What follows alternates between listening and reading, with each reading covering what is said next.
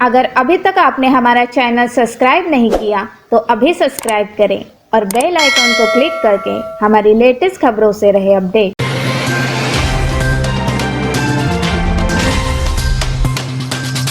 1.5 लाख के बिल की जानकारी होते ही अस्पताल से कोरोना मरीज भाग निकला। यह ऑडियो क्लिप वायरल होने के बाद अब यह मरीज सामने आया है। योगेश पाटिल बोल रहा हूँ। हाँ जी, योगेश पाटिल, मैं विजय वल्लभ से बोल रहा हूँ। आप हॉस्पिटल से निकले कैसे? हाँ? आप हॉस्पिटल से निकले कैसे?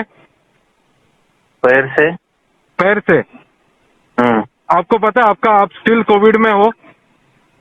तो पैसा अलग मैटर है, स्टिल कोविड में हो आप आपके मुझे मालूम है। आप आपके घर वालों को भी इन्फेक्ट कर रहे हो, वो चीज पता है आपको? नहीं, मैं पूरे समाज को कर रहा हूँ। अच्छा, आप आपके समाज को कर रहे हो। और ये क्यों कर रहे हो? आप इतना जरा पोलाइटली बात करेंगे? हाँ बोलो, मैं पोलाइटली बात कर रहा हूँ। हाँ, मैं जो ये बात कर रहा हूँ मालूम है। हाँ, तो इतना चढ़ के बात करोगे तो उसका असर बुरा होएगा। क्या बुरा होएगा? बोलो क्या बुरा होएगा? बोलो ना, बोल के भी दिखा दो ना। बोल के क्या दिखाने का? बोल के भी बोला, क्या बुरा में समझ जाओ। नहीं, शॉर्टकट क्या समझना है इसमें? मेरे को वो देवा विवाह भाई लोगों के नाम मत बताओ। हाँ, वो जो भाई रहेंगे ना, उनके घर पे घुसोगे अभी। हाँ, मैंने आपको देवा का नाम भी नहीं दिया। किरण भाई। हाँ, आप मेरे लिए पेशेंट हो, गाली मत दो।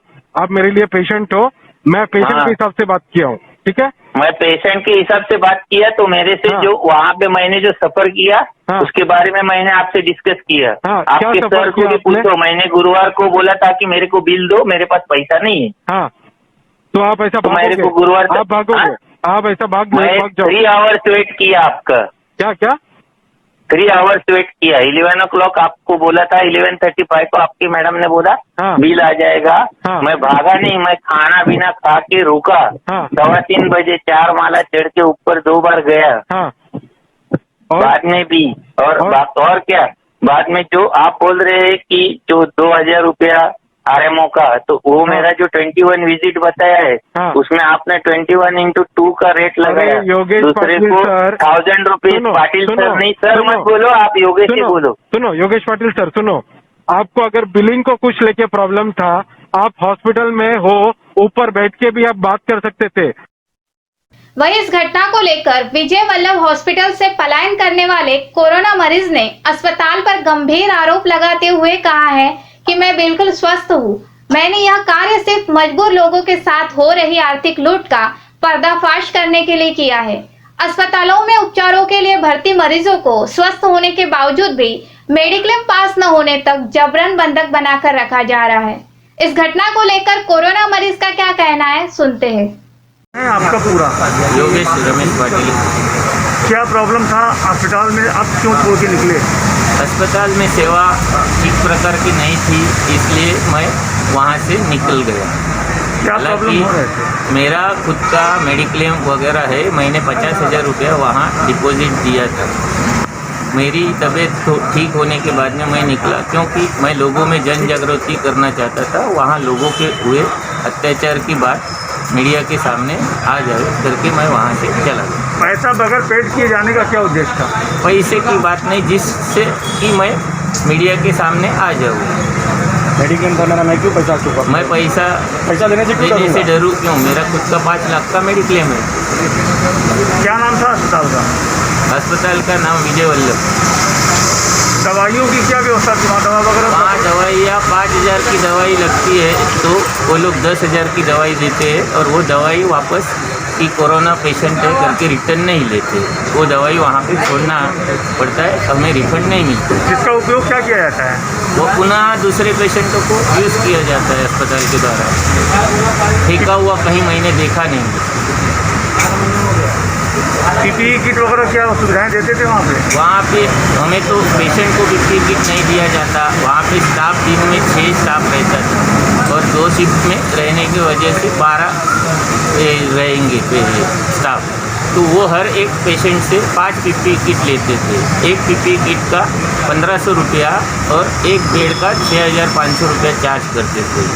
तो ये तो लूट मचा के रखी है। कितने हॉस्पिटल में कितने पेशेंट थे कुल? टोटल एक वार्ड में 42 ऐसा 2 पोर्शन में डिवाइड ऐसा वार्ड था, और एक वार्ड में 22 लेडीज़ और 22 जेंट्स थे, और उनके ऊपर 2 नर्स, 2 मावसी और एक वार्ड बॉय,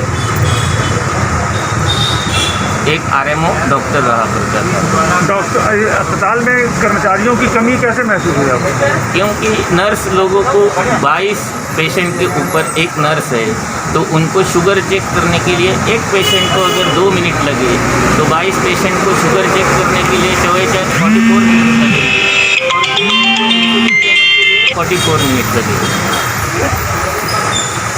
अगर आपने शिकायत किया कर्मचारियों के न होने का, कम होने का, तो उसके डॉक्टर क्या जवाब देते थे? डॉक्टर तो वहाँ जवाब नहीं देते थे, क्योंकि डॉक्टर जो सीनियर डॉक्टर है वो दिन में एक ही बार आते थे, और बाकी जो आरएमओ है वो तो कोई सुनता नहीं था, नर्स को बताया जाता था। फिर लास्ट में मैं वहाँ से नीचे चला गया और एचआर डिपार्टमेंट में वो जो पेस्टिन थॉमस करके उसको बोला, तो उसने बोला कि आप ही हमें एम्प्लॉय प्रोवाइड करो, यहाँ कोई काम पे नहीं आ रहा है। सलाम वफई सेवा संघ से आप कैसे संपर्क में हैं? विनय तिवारी जी हमारे दोस्त है, बड़े भाई के जैसे है। ये सब बातें मीडिया में आने के बाद और मेरी तबीयत बिगड़ने के बाद में मैं उनके कांटेक्ट में था। उनके मार्गदर्शन में फिर आपने इस तरह का कार्य किया? हाँ, कि इन लोगों ने मेरे ऊपर ब्लेम करने के बाद में मुझे भी कहीं जवाब देना था। उन्होंने पहले से ही हम लोगों ने हॉस्पिटल में जाने के बाद में जो वहाँ अत्याचार हो रहा है उनकी मैंने शिकायत उनसे की हुई।